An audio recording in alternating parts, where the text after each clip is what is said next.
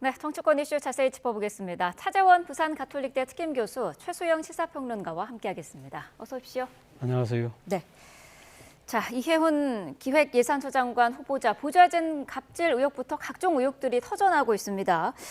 이종배 서울시 의원이 직권남용 혐의로 추가 고발을 했는데 지난해 1월 윤석열 전 대통령 탄핵 반대 삭발식 과정에서 참석자들한테 삭발을 강요했다는 내용이에요. 예, 이 의혹은 사실 이혜훈 지명자가 지명되자마자 터져나오는 의혹이죠. 네. 사실 근데 여기에 대해서 이혜훈 의원, 그러니까 전 의원 쪽에서는 사실 그걸 좀 부인하고 있는 그런 상황이지 않습니까? 그러니까 지금 구의원들은 삭발을 했지만, 그러니까 본인은 그러니까 강요를 했다고 한다면 왜 본인 스스로가 삭발을 하지 않았겠냐. 네. 그런 식으로 이야기를 합니다만 사실 이 강요라는 부분이 진짜 사실이라고 한다면 이 지금 국무위원으로서의 자격에 상당한 또 결격 사유가 될 거라고는 저는 봅니다만 이거 못지않게 이 사안과 관련해서는 더 본격적으로 따져볼 대목이 있다는 겁니다. 바로 삭발의 목적이라는 것이죠. 당시 네. 왜 삭발을 했을까?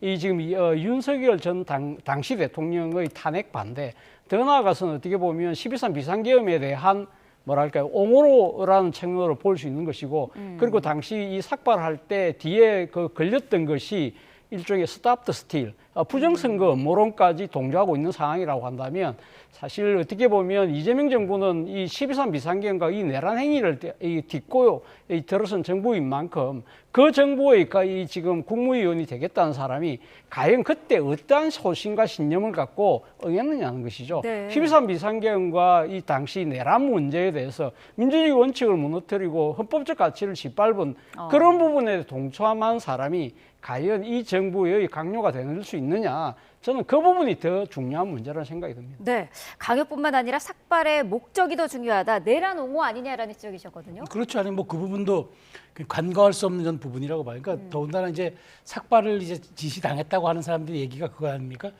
다음에 이제 그렇게 적시하진 않았더라도 다음에 출마는 걱정하지 마라. 일종의 공천권을 담보로 했던 뉘앙스를 받았다면은 어찌 보면은 그 자신의 목적 관철과 그 세과시를 위해서 그 사람들의 가장 약점적인 부분들을 또 이용했다는 그런 또 의혹도 될 수가 있거든요. 그러니까 네. 지금 차 교수님 말씀하신 바와 같이 당시 이혜훈 의원이 단순하게 이제 당의 세를 한 번 더 보태기 위해서 했던 게 아니라 정말 그때 우리 사회가 양분되다시피 했던 일종의 윤 전 대통령에 대한 옹호를 보다 적극적으로 했는지에 대한 여부와 그다음에 그 삭발을 했을 때 본인은 안 했지만 그 삭발을 강요당했던 사람들이 일종의 암묵적으로 내가 이것을 했을 때 공천에 도움이 될 것이란 뜻으로 해석을 했다 그러면은 그것 또한 일종의 강요로 볼 수가 있고 네. 어찌 보면은 그 공천권을 어떤 딜로 삼은 그런 좀 불순한 의도가 있다고 보기 때문에 이런 부분들이 지금 이혜훈 후보자의 발목을 저는 잡고 있는 상황이라고 저도 봅니다. 네, 부동산 투기 의혹도 나왔습니다. 배우자가 인천공항 개항 전에 영종도에 토지를 샀고요.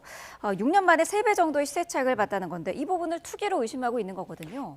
이것이 사실이라고 한다면 상당히 투기 가능성이 좀 높지 않을까 하는 생각이 들고요. 네. 사실 배우자의 이 지금 부동산 투자이긴 합니다만 당시 이 지금 이혜훈 후보자가 KDI, 우리나라 국책 사업을 상당히 총괄할 수 있는 그러한 중요한 위치에 있던 그러니까 이 자리에 있었던 만큼 내부 정보를 이용했을 가능성도 있다. 그렇다고 한다면 이 사안 자체는 상당히 심각한 대목일 수 있는 것이죠. 그리고 네. 오늘 또 일간 보도를 보면 또 이 유학 시절에 이 또 상가에 대한 투기 의혹까지 지금 제기되고 있는 상황인 만큼 네. 무엇보다도 민주당 정부, 특히 이재명 대통령이 사실은 그러니까 이 야당 대표 시절에도 부동산 투기에 대한 건절의 의지를 아주 강하게 이야기를 했잖아요. 그렇기 때문에 저는 이 청문 과정에서 이 부동산 투기 여부는 명명백백하게 저는 가려질 필요가 있다는 생각이 들고요. 네. 다만 또 하나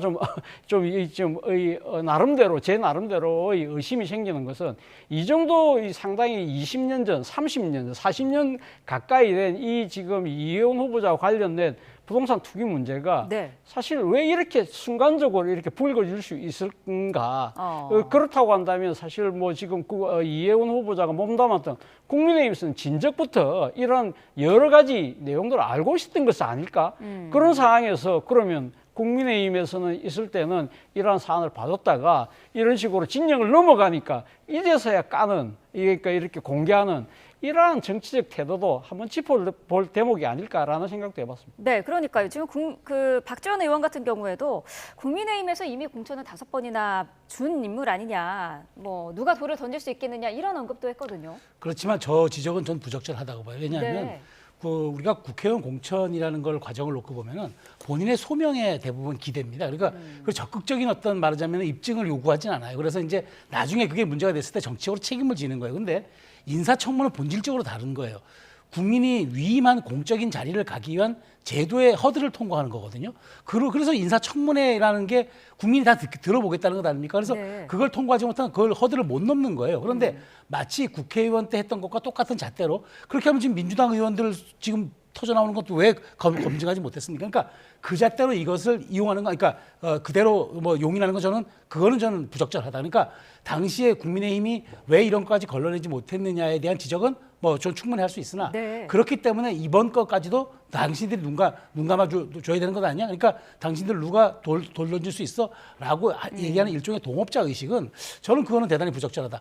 그거는 국회의원 공천은 공천이고 인사청문은 인사청문에 분명히 다른 본질이 있기 때문에 그 말씀 드린 거고 또 하나 이제 그리고 이래서 친정이 돌아서면 무서운 겁니다. 그러니까 과거 2010년도에 어떤 일이 있었냐면 김태호 전 경남지사가 국무총리 후보로 지명됐는데 당시 이제 경남지사가 바뀌어서 김두관 당시 지사가 됐거든요.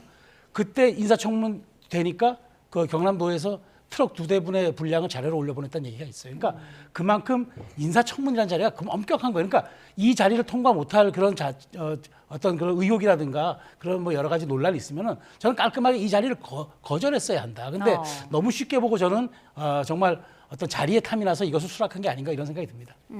자진 사퇴해야 된다라는 목소리가 야권에서 이제 나오고 있는데 지금 YTN 취재에 의하면은 그 이해훈 후보자가 국민의힘 기재위 소속 위원들에게 연락을 해서 잘 부탁한다라는 취지의 문자 메시지를 보냈다고 하거든요. 이건 어떻게 봐야 될까요? 전 사실 예상을 했었어요. 아마 적극적으로 아마 소명을 하고 도와달라고 얘기하고 그다음에 이런 부분들에 대해서 나중에 내가 또 얘기할 것이다라고 하면서 그대로 물러서진 않을 거라고 저는 생각했어요. 왜냐하면 이해훈 후보자가 그동안 정치 역정에서 보여줬던 그 과정들을 생각하면은 어떤 일에 뭐 물러남이나 어떤 뭐 저함이 없이 아마 본인이 그 어떤 의도했던 걸 관철하기 위해서는 대단히 이제 적극적으로 뛰는 그런 분이거든요. 네. 그렇기 때문에 이런 논란이 있었을 때 그냥 가만히 앉아서 인사청문까지 좀 기다린다고 생각하지는 않았어요. 근데 다만 이렇게 이제 적극적으로 아마 뭐 만나기도 하고 아마 뭐 전화 통화도 하고 그리고 문자도 보내고 다 할 텐데 저는 뭐 이 부분은 본인이 뭐 읍소하는 전략으로도 생각하고 다만 이렇게 정서적으로 감정적으로 접근하는 것과는 별개로 팩트 자체를 가지고 이제 앞으로 그러면은 이제 인사청문 자리에서 그걸 소명을 해야 될 텐데 과연 이런 정서적이고 감정적인 동정 여론에만 기대서 가능할 것인가 아마 한 축으로 할 거는 같은데 저는 이 정도 갖고는 뭐 이 지금 엄복한 이 자리를 그렇게 쉽게 통과하지 못할 거라고 봅니다.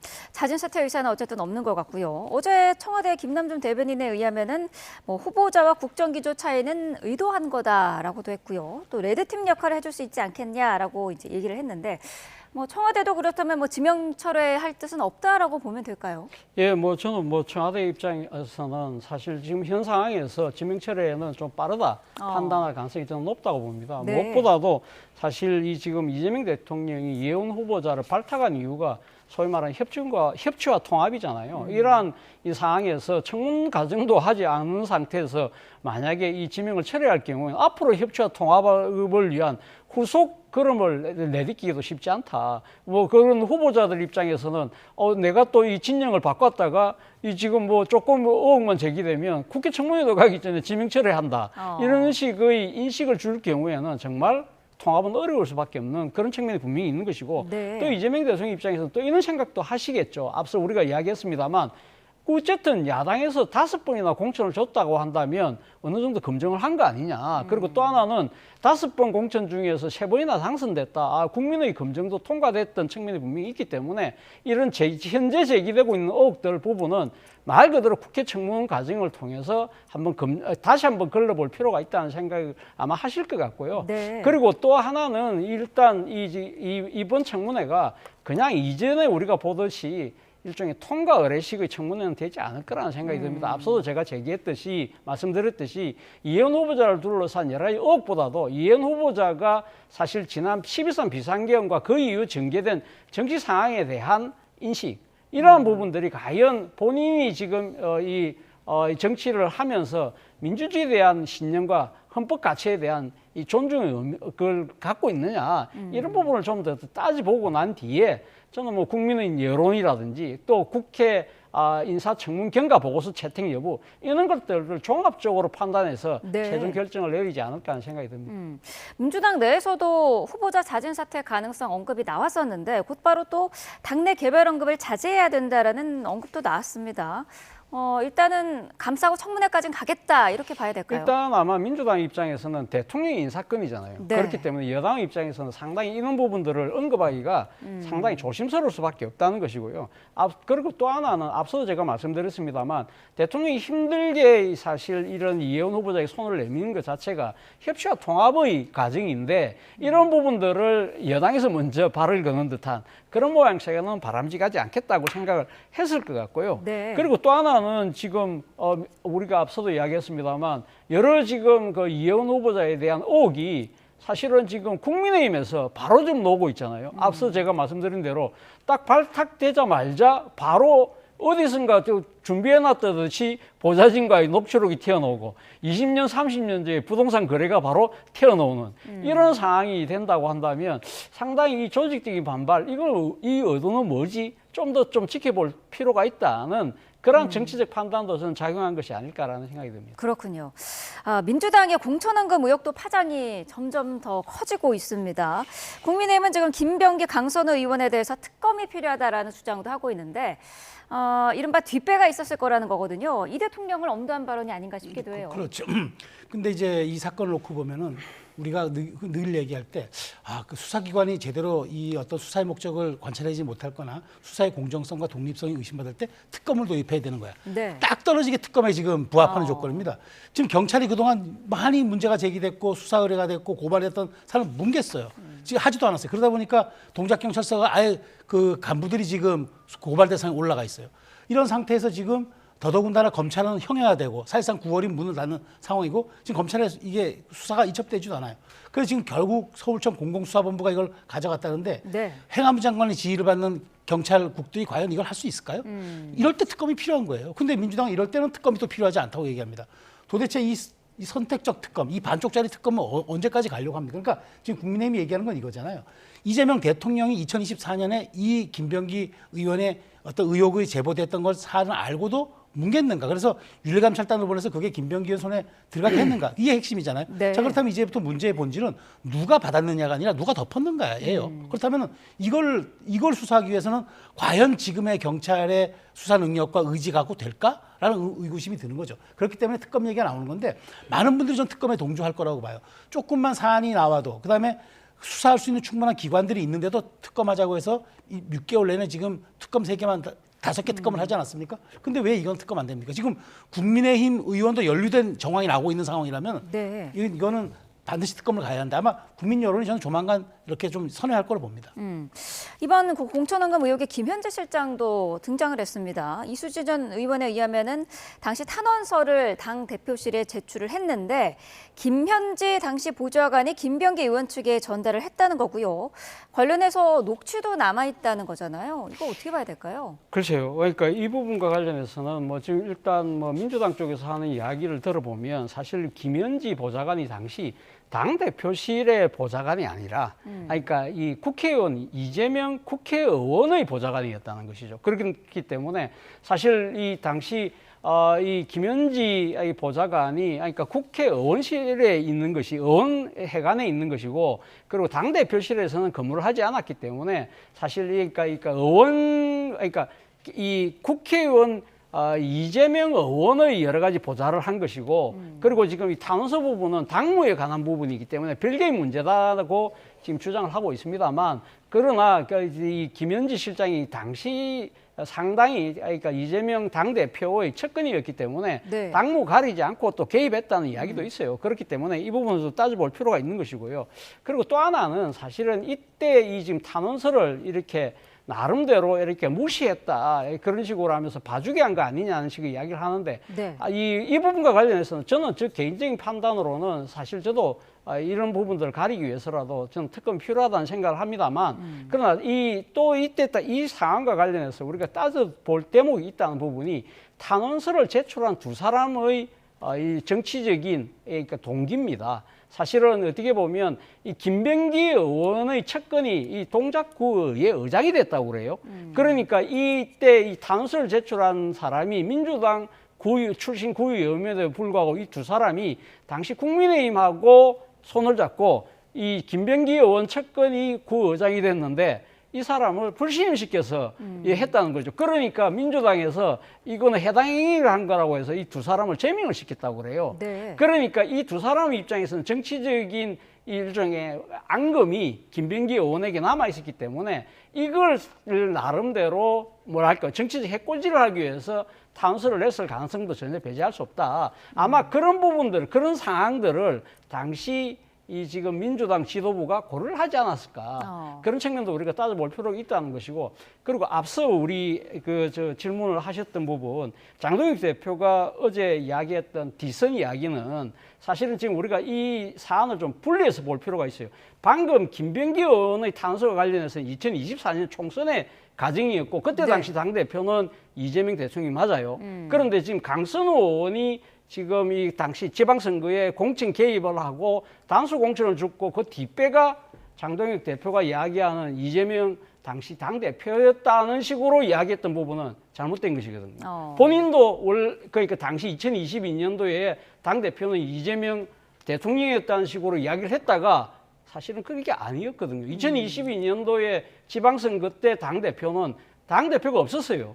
당시에는 윤호중, 박지원 비상대책위 체제였고 당시 이재명 대통령은 개항에 보궐선거 한다고 자기 코가 석자였어요. 그렇기 때문에 지금 보도를 보면 당시 서울과 관련된 공천 심사는 외부 공관위원장이 있었고 그러나 김병기 의원이 당시 공천이 간사로서 사실상 다 했다. 그 위선이 거론하기는 사실은 정치적인 상황이 어떻게 보면 좀 부합되지 않는다는 측면이 있기 때문에 이 2024년과 2022년 지방선거는 저는 분리해서 볼 필요가 있다. 이걸 혼동해서 이야기하면 상당히 그러니까 이 많은 국민들로 하여금 상당히 억측을 불러넣을 수 있기 때문에 제가 이 부분을 말씀드리는 겁니다. 네, 평론가님 보시기엔 어떻습니까? 그러니까 분리해서 보는 건 맞아요. 그러니까 네. 정확하게 2022년에는 이제 공동 비대위 체제였고 2024년에는 이제 그 이재명 대표 체제였는데, 근데 이제 중요한 거는 이 당시에도 물론 이제 이재명 대표가 당시 개항 선거에 뭐 그 몰입하고 있었지만 네. 사실 뭐 당내 영향력이 공고화된 상황이어서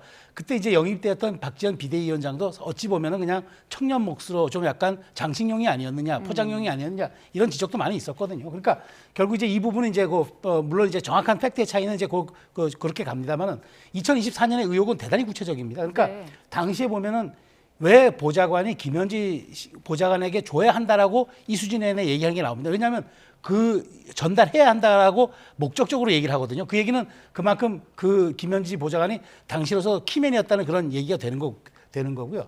여기서 지금 약간 차 교수님은 그 제보했던 사람들의 불순한 의도 혹은 이제 억하 심정들을 얘기하는데 실제 그거보다도 더 중요했던 건 왜 이수진 의원이 동작 을이었는데 동작 갑에 대한 의원의 이야기를 대표실로 보냈느냐. 네. 이 얘기는 이 셀프 공천했기 때문이에요. 그러니까 본인이 몸담고 있는 동작갑에 전직 재선구청장이 도전했는데 컷오프를 시켜버렸거든요.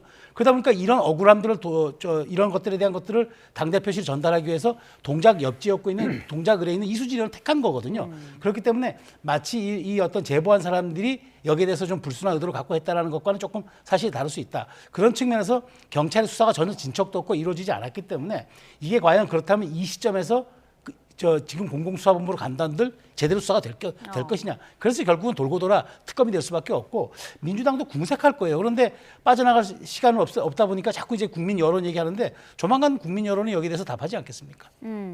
김병기 의원 같은 경우에는 수사 무마 의혹으로도 추가 고발당했습니다. 부인의 업무 추진비 유용 의혹을 경찰 출신의 국민의힘 의원에게 수사 무마를 청탁했다는 거예요? 진짜 이것이 사실이라고 한다면 이 부분에 대해서도 아마 김병기 의원이 정치적, 법적 책임을 저는 피해갈 수 없다는 생각이 듭니다만 네. 그러나 일반적인 일종의 뭐랄까요, 그러니까 이 지금 상식적 차원에서 제가 봤을 때는 조금 이해하기 힘든 이 지금 의혹이라는 거죠. 왜 그러냐면 사실 이것이 언제 청탁을 했냐면 이 지난해 총선 2024년 그러니까 그 벌써 지지난해네요. 2024년 총선 이후에 사실 이 그때 당시에 이 압도적인 여소야대가 된 상황에서 누굴 찾아갔느냐? 경찰 출신 친윤 실세 의원을 찾아갔다는데 뭐 지금 보니까 구체적인 이름은 안 나옵니다만 네. 누구나 다 짐작할 수 있는 그분인 것 같은데 그분의 입장에서 보면 사실 이 이재명 대표 체제를 정말 지금 무너뜨리고 싶어하던 이 대표적인 의원 중에 한 분으로 저는 생각을 하고 있는데 그분한테 이재명 대통령이 가장 최측근 의원인 이 김병기 의원이 자신의 비리를 들고 가서 부탁을 한다? 그거 조금 납득하기 좀 힘들지 않나 하는 생각이 듭니다. 물론 지금 이 의혹에 대해서 이 부분 뭐 두 사람들이 다 지금 뭐 부인하고 있고 합니다만 그러나 사실 뭐 지금 만약에 그때 만남 직후에 이 지금 그러니까 친윤 실세 의원이 동작 경찰서장에게 전화를 했다고 한다면 이 통신조회만 나오는 것이기 때문에 뭐 저는 뭐 쉽게 이 진위가 가려질 거라고 봅니다만 어쨌든 일반적인 눈높이 상식선으로 봤을 때는 당시 만약에 김병기 의원이 그런 행위를 했다고 한다면 네. 도저히 제가 생각했을 때 좀 이해가 안 되는 그러한 상황이라는 것이죠. 이 경찰 출신의 국민의힘 의원과 전 동작경찰서장도 함께 고발이 됐는데 만약에 이 의혹이 사실이라면은 국민의힘도 뭐 비판을 면할 수는 없을 거다 이런 지적이거든요. 그래서 저는 특검을 해야 된다는 거예요. 양쪽 다 관련돼 있다는 것 아닙니까? 근데 이 이걸 진술했다는 보좌관이 무슨 드라마 작가가 아니잖아요. 어떻게 이렇게 상세하게 진술합니까? 그리고 나서 그 부탁이 있었고 그 의원회관실에서 통화하고 난 다음에 얼마 안 있어서 두 분이 함께 조찬까지 했다. 아니 이렇게 구체적이고 디테일한 정황들이 나오는데 이제 물론 다 당사자들은 다 뭐 거부합니다. 그러니까 근데 이제 지금 일각에서 나오는 거 보면은 김병기는 이제 치밀한 측면들이 많아요. 지금 오늘 보도를 또 보면은 동작경찰서가 이제 동작경찰서에 진술했던 그 사안을 가지고 이게 혹시라도 그 진술본을 갖고 있는데 이게 압수수색 들어올 수 있으니 이거 보좌관들이 다 그 탄원서를 보좌관들이 보관하라 보좌관들이 줬다는 게 그 탄원서가 지금 돌아다니고 있는 것 같아요. 자 그러면 압수수색이 들어올지 모른다고 예상까지 하는 저 치밀함이 있는데 본인이 이제 물론 뭐 그 상대 당이 이제 뭐 친윤 의원이라고 해서 약간 그 국회의원들 사이에 서로 간에 어떤 그런 친밀한 관계가 있기 때문에 저는 충분하게 그런 개연성이 있을 수 있다고 봐요. 그러니까 많은 분들이 그런데 의심하고 있어서 그래서 저는 이제 이 부분에 대해서 경찰 수사에 맡겨놓는 거는 이거는 뭐 그야말로 고양이에게 생선 맡겨놓는 것이 될 수 있기 때문에 네. 저는 그래서 특검 가야 한다. 그러니까 국민의힘도 자유로울 수 없어요. 그렇다면 이참에 다 짚고 넘어가야죠. 네. 자, 국민의힘에서는 계속해서 특검을 주장하고 있고요. 민주당에서는 개인 일탈로 아직까지는 보고 있는 그런 상황입니다. 자, 두 분 말씀은 오늘 여기까지 듣도록 하겠습니다. 차재원 부산 가톨릭대 특임 교수 최수영 시사평론가와 함께했습니다. 고맙습니다.